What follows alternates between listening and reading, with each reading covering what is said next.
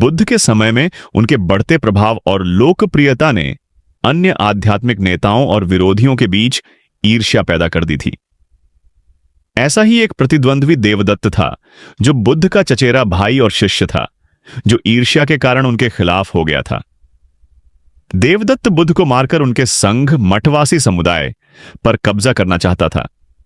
उसने कई षड्यंत्र रचे, जो सभी विफल रहे।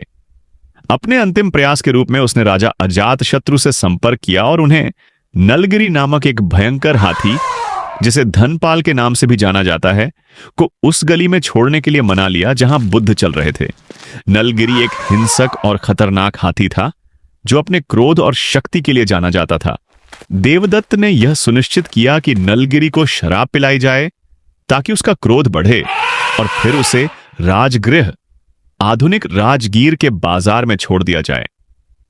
जब विशाल नशे में धुत हाथी सड़क पर दौड़ा तो लोग चिल्लाने लगे और अपनी जान बचाने के लिए भागने लगे।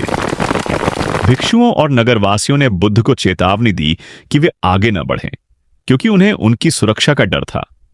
लेकिन बुद्ध शांत और संयमित होकर बिना किसी डर के गहरी चेतना में चलते रहे। जैसे ही नालागिरी उनकी ओर बढ़ी, हर कदम पर धरती को हिलाते हुए बुद्ध स्थिर खड़े रहे। जब हाथी पास आया तो बुद्ध ने असीम प्रेम, दया, मेत्ता का संचार किया।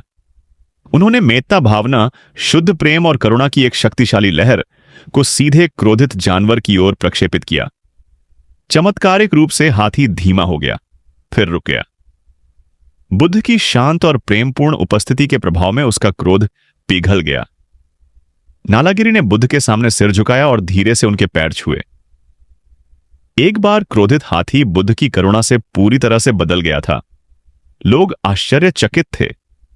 इस कृत्य ने बुद्ध की शिक्षाओं को मजबूत किया और अनगिनत अनुयायियों को प्रेरित किया। यहां तक कि राजा, जिसने रिहाई की अनुमति दी थी, बहुत दुखी हुआ और पश्चाताप किया। कहा जाता है कि नालागिरी हमेशा के लिए शांत हो गया। यह कहानी इस बात का एक कालातीत उदाहरण बन गई कि कैसे घृणा को कभी भी घृणा से नहीं जीता जा सकता, बल्कि केवल प्रेम से ही जीता जा सकता है। अगर आपको यह वीडियो पसंद आए तो लाइक करें, कमेंट करें और सब्सक्राइब करें।